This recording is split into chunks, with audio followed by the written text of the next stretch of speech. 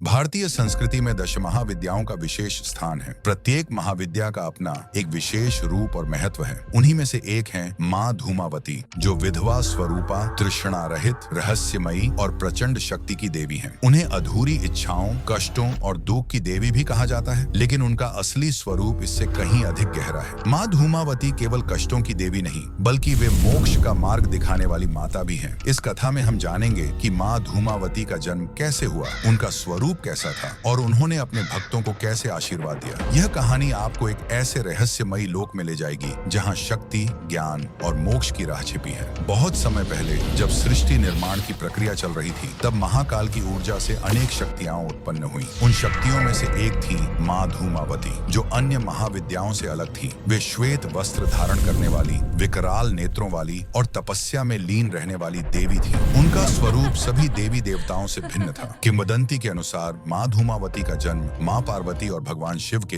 एक रहस्यमयी संवाद से हुआ था। एक दिन माँ पार्वती ने भगवान शिव से प्रार्थना की, हे नाथ, मैं सदैव आपके साथ रहना चाहती हूँ, लेकिन संसार के दुख और तकलीफों को भी समझना चाहती हूँ। मैं जानना चाहती हूँ कि उन प्राणियों की पीड़ा कैसी होती है जो जीवन भर संघर्ष करते हैं। भगवान शिव मुस्कुराए और बोले, यदि तुम संसार के कष्टों और अपूर्ण इच्छाओं का अनुभव करना चाहती हो, तो तुम्हें अपना एक अंश त्यागना होगा। माँ पार्वती ने अपनी दिव्य शक्ति से स्वयं के भीतर से एक ऊर्जा को अलग किया। वह ऊर्जा धीरे धीरे एक प्रचंड रूप लेने लगी। उसका रंग धूम्र के समान था, उसके नेत्र ज्वालाओं के समान थे और वह तृष्णा रहित थी। यह कोई साधारण शक्ति नहीं थी, यह स्वयं माँ धूमावती थी, जो त्याग, वैराग्य और शक्ति की देवी बनी। माँ धूमावती का रूप भयावह तो था, लेकिन यह केवल बाहरी था। वे स्त्री रूप में थी, परंतु उनका स्वरूप एक विधवा स्त्री के समान था। उनके शरीर पर कोई आभूषण नहीं था, उनके वस्त्र जर्जर थे और वे अकेली थी। उनके हाथ में एक झंडा था जिस पर एक कौवा बैठा हुआ था, जो मृत्यु और रहस्यमय संकेतों का प्रतीक माना जाता है। उनकी उपस्थिति से देवगण भी भयभीत हो गए। सभी देवी देवताओं ने भगवान शिव से पूछा,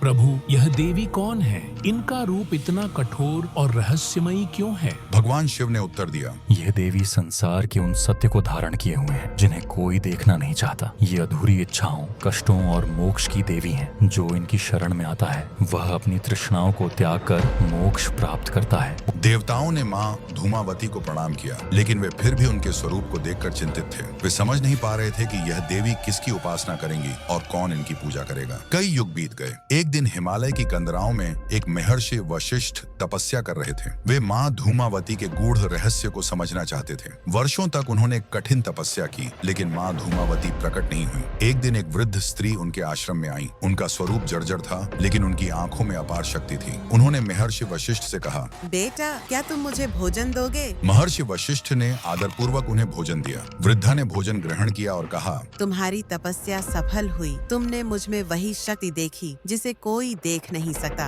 मैं ही धूमावती हूँ। यह कहकर वृद्धा अपने वास्तविक रूप में प्रकट हुई। महर्षि ने माँ धूमावती के चरणों में प्रणाम किया और कहा, माँ, आपका स्वरूप रहस्यमयी है। क्या आप मुझे बताएंगी कि आपकी उपासना से क्या लाभ होता है? माँ धूमावती ने उत्तर दिया, जो मेरी शरण में आता है, वह अपने मोह, तृष्णा और आसक्ति को त्याग देता है। मैं उन लोगों के लिए हूँ जो संसार के सुख दुख से परे जाना चाहते हैं। मेरी साधना से मोक्ष का मार्ग प्रशस्त होता है। महर्षि वशिष्ठ ने माँ धूमावती की उपासना को आगे बढ़ाने का प्रण लिया। उन्होंने अपने शिष्यों को यह रहस्य सिखाया कि माँ धूमावती की उपासना करने से आध्यात्मिक जागरण होता है और सांसारिक बंधनों से मुक्ति मिलती है। माँ धूमावती हमें सिखाती हैं कि जीवन में सुख दुख, अपूर्ण इच्छाएं और कठिनाइयां आती हैं, लेकिन इन्हें स्वीकार करना ही असली ज्ञान है। उनकी उपासना उन लोगों के लिए होती है जो भौतिक सुखों से परे जाकर सच्चे आत्मज्ञान की खोज में रहते हैं। जो भक्त माँ धूमावती की पूजा करता है, वह अपनी सभी तृष्णाओं से मुक्त होकर जीवन की उच्चतम अवस्था प्राप्त करता है। तो दोस्तों, अगर आपको मेरा वीडियो पसंद आया है तो मेरे चैनल को लाइक, शेयर और सब्सक्राइब कीजिए। तो चलिए मिलते हैं दूसरे किसी वीडियो में। Take care.